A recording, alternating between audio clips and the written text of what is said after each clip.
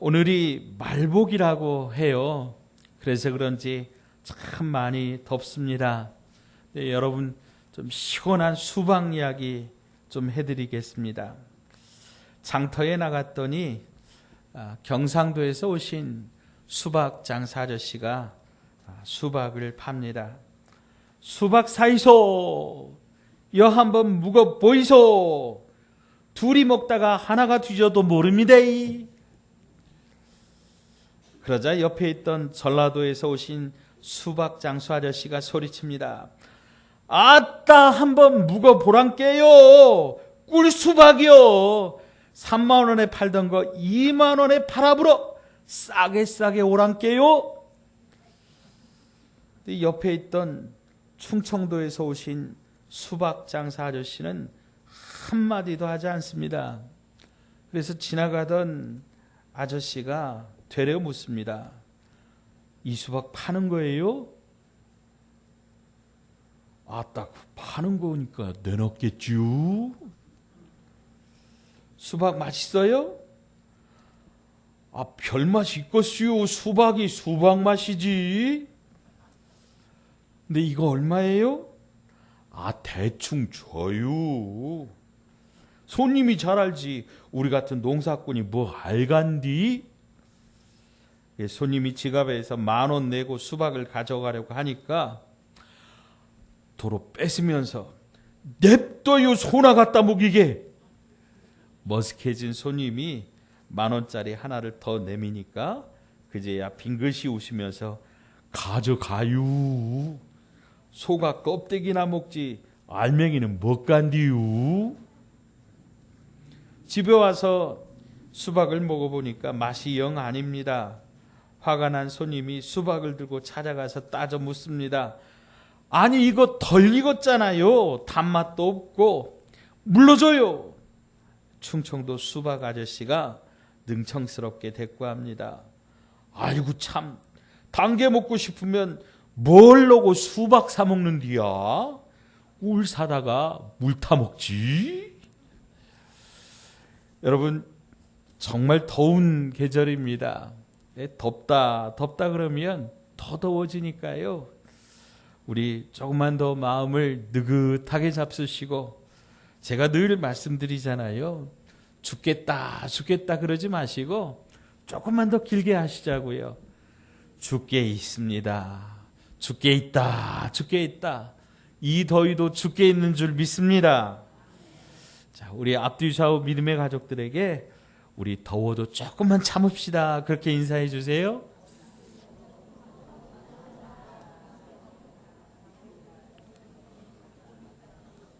아멘. 이제 곧 찬바람이 날 것입니다. 곧 시원해질 줄로 믿습니다. 자, 오늘은 광복절 제74주년 기념주일이고요. 올해는 특별히 우리 대한민국 임시정부 수립 100주년이 되는 해입니다. 그런데 우리는 아직도 일본과 여러 가지 이유로 갈등을 겪고 있습니다.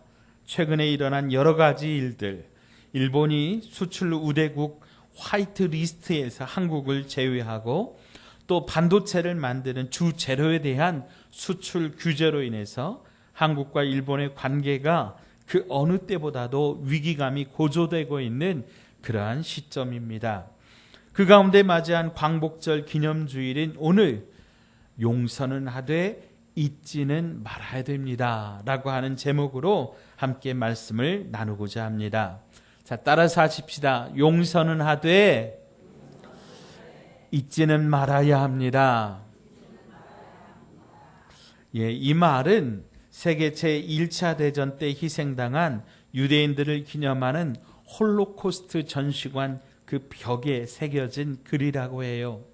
유대인들은 다시는 그런 역사가 되풀이되지 않도록 마음에 새기기 위해서 이 전시관을 세우면서 이 글을 기록했다 그럽니다. 역사를 잊은 민족에게 미래가 없다. 일제강점기 민족사학가 단재 신채호 선생이 강조하신 말씀입니다. 우리 민족이 잊어버리면 안 되는 역사가 있습니다. 그런 의미에서 우리 민족이 꼭 기억해야 될 역사가 첫째는 일제강점기요, 둘째는 6.25 전쟁입니다. 오늘 우리가 광복주의를 맞이하여 우리 민족의 어려운 시절을 다시금 되새김질하는 이유는 다시는 그 시절로 되돌아가서는 안 되기 때문입니다. 1910년부터 1945년까지 약 36년 동안 삼천리 강산 우리 2천만 민족을 몽땅 통째로 삼긴 그 날짜로 계산하자면 12,771일 만에 일본은 한국을 억지로 토해냈습니다. 그것이 해방이고 광복입니다. 12,771일 동안 그들이 우리 한민족을 얼마나 짓밟았는지 그것을 어떻게 우리가 말로 표현할 수가 있겠습니까? 그들이 한국인에게 가한 살인, 착취, 고통, 만행을 어찌 다 말할 수 있겠습니까? 전쟁 물자를 위해서 이 나라의 정말 온갖 물자들은 다 끌고 갔습니다. 특별히 먹을 것이 없어서 수많은 어린이들이 굶어 죽어갔습니다. 당시 우리나라의 영아 사망률이 세계 제1위였다 그래요. 우리 어린이들이 태어나면 못 먹고 굶주려서 어렸을 때 다 죽었다라고 하는 거죠. 당시 한국 사람의 평균 수명이 44살, 44세였다 그래요. 못 먹고 노동에 시달리니까 일찍 죽을 수밖에 없었던 것입니다. 한국 사람이 한국말을 하다가 여러분 그 순사에게 걸리게 되면 그냥 다리가 부러지게 아무 때서나 그렇게 얻어 맞았답니다. 일본어를 사용해야 했습니다. 그러니 당시 많은 사람들이 그를 깨우치지 못했습니다. 통계에 의하면 1945년 문맹자가 77%라 그래요. 그를 아는 사람이 불과 23%에 불과했습니다. 해방된 이듬해에야 한글을 사용하고 읽을 수 있는 분이 많아져서 문맹자가 41.3%로 줄어들고 1947년에는 29.4%로 급속하게 줄어들게 됩니다. 1937년 7월 소위 국민징용령을 공포해서 무력으로 강제징용된 인원이 480만 명이라고 그래요. 젊은 사람들을 강제로 잡아서 일본 본토와 남양군도 사할린 등지로 강제로 끌고 가서 노예 노동을 하게 하였습니다. 그들 중 사망자가 속출하면 군사 기밀이라고 해서 가족들에게는 통지도 죽었다고 통지도 안 했답니다. 나가노에 있는 군부대에서 수백 명이 집단 학살되었고 오키나와에 있는 그 부대에서는 2,000명이 학살을 당했습니다. 이 밖에도 도처에서 집단으로 학살당한 그 조선인의 유골이 여기저기서 발굴되고 있습니다. 1943년에는 이른바 조선 여자 정신대를 만들어서 12살부터 40살에 이르는 한국 여성들을 징발해서 종군 위안부로 적어도 20여만 명 이상이 이렇게 일본군 종군 위안부로 성적 놀이개가 되어서 유린을 당했습니다. 여러분 12살이면 초등학교 5학년, 6학년입니다.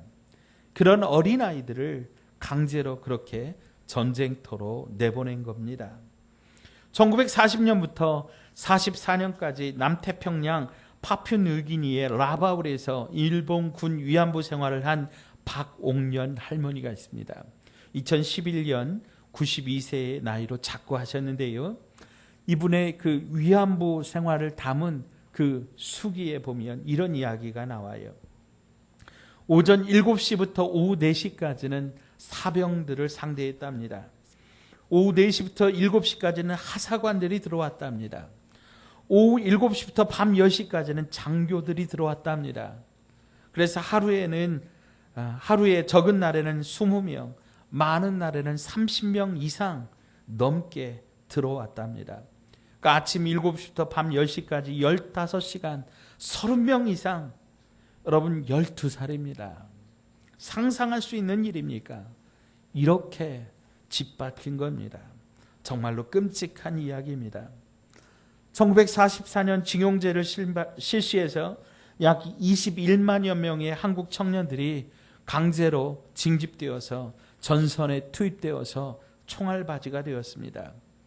21만 명 중 살아 돌아온 청년은 겨우 5만 명에 불과합니다. 나머지는 전선에서 일본군의 총알바지가 되어서 다 죽었습니다. 모든 자유와 주권을 빼앗긴 채 독재보다 더한 전제 정치 밑에서 탄압을 받았습니다. 특별히 그들은 기독교 말살 정책을 썼습니다. 신사참배에 반대하는 기독교인들이 끌려가고 선교사들이 추방되고 목회자들이 감옥에 갇히고 순교하였으며 교회마다 순사들이 형사들이 파견되어서 목사의 설교를 트집 잡고 만약에 일본에 반대하는 설교를 하면 그 즉시 체포되고 구금되었습니다.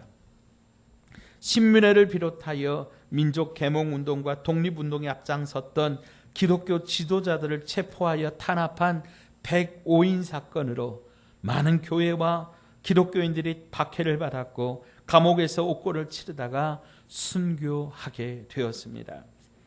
결국 총칼을 앞세운 일본 형사들의 강압에 의해 1938년 우리 대한예수교 장로회인데 그때는 조선이었죠. 조선 예수교 장로회 총회 제27회 총회에서 신사참배가 종교의식이 아니고 국민의례라고 결정하게 됩니다. 그리고 오히려 신사참배를 반대한 주기철 목사님 등 많은 목사님들을 교단에서 목회자에서 제명하는 그런 악한 일을 하게 됩니다. 이 일이 지난 2006년도에서야 우리 교단 총회에서 한국교회의 신사참배 결의와 주기철 목사님의 순교와 관련하여 하나님께 드리는 참회의 예배를 통해서 이 신사참배가 잘못된 것이고 그리고 주기철 목사님 등 이렇게 신사참배 반대한 목사님들을 그 목사직을 박탈한 것에 대한 것이 잘못되었다는 것을 인정하고 2006년도에서야 비로소 그 목사직을 복권하게 됩니다. 여러분, 그런데 어떻게 되었습니까? 그렇게 서슬퍼렇던 정권이 끝나지 않을 것 같은 그런 압제의 날, 그렇게 무서운 정권, 그렇게 악행을 일삼던 그들이 어떻게 하루아침에 항복하게 되었습니까? 역사상 처음으로 원자폭탄이라고 하는 아주 무서운 폭탄이 사용되게 됩니다. 1945년 8월 6일 아침 9시 15분 일본의 히로시마와 나가사키 하늘에 B-29 미국의 그 폭격기가 나타나서 폭탄 3개를 투하함으로 그들이 연합군에게 무조건 항복하는 결과를 가져오게 되었습니다. 누가 그렇게 오만불손하던 일본과 그 천황의 목소리를 낮아지게 만들고 떨리게 만들었습니까? 미국입니까? 여러분, 저는 미국을 사용하신 하나님이라고 저는 그렇게 믿습니다. 공의의 통치자 되시는 하나님께서, 역사의 주관자 되시는 하나님께서 이 민족의 고통을 들으시고 이 민족의 압제와 신음을 들으시고 미국을 사용하셔서 우리 민족을 그 압제에서 구원하신 것을 저는 믿습니다. 그리고 현재 우리는 광복 후 74년이 흘렀지만 우리는 여전히 반성하지 않고 독도가 자기네 땅이라고 말하며 독도 상공을 침범한 러시아 군용교에 대해서 경고 사격을 했더니 그것을 문제를 삼고, 또한 일본의 식민지 지배가 한국의 근대화를 이끌었다고 하는 말도 안 되는 억지 주장을 펴는 나라, 자신들도 인정한 개인 청구권에 대한 한국 대법원의 판결을 부정하고 이제 오히려 전 국가적으로 나서서 한국을 경제 식민지화 하겠다고 야욕을 드러낸 나라, 위안부 소녀상 전시를 국가가 나서서 막고 제2차 세계대전의 전범 국가로서 군대를 가질 수 없다는 그 평화헌법을 개헌하여 이제는 전쟁을 할 수 있는 군대를 보유하겠다고 하는 나라, 지금 일본의 모습을 우리가 보고 있습니다. 사랑하는 여러분, 그러면 지금 이제 우리는 어떻게 해야 되느냐라고 하는 거죠. 특별히 그리스도인으로서 우리는 지금 이 광복주일에 어떤 마음을 가져야 될 것인가? 오늘 우리가 주신 본문을 읽어보시면 여호와는 천지와 바다와 그 중에 만물을 지으시며 영원히 진실함을 지키시며 억눌린 사람을 위해 정의로 심판하시며 줄인 자들에게 먹을 것을 주시는 이시로다. 여호와께서는 갇힌 자들에게 자유를 주시는도다 말씀하십니다. 오늘 이 말씀을 통해서 우리가 몇 가지 교훈을 함께 나누기를 원합니다. 첫째, 광복을 주신 하나님 앞에 뜨거운 감사를 드려야 된다라고 하는 겁니다. 일본의 압제로부터 해방을 주신 그 광복이 만물을 지으시고 세계를 공의로 통치하시는 하나님께서 베풀어 주신 그 은혜임을 알고 우리가 뜨거운 감사와 찬송을 드려야 할 것입니다.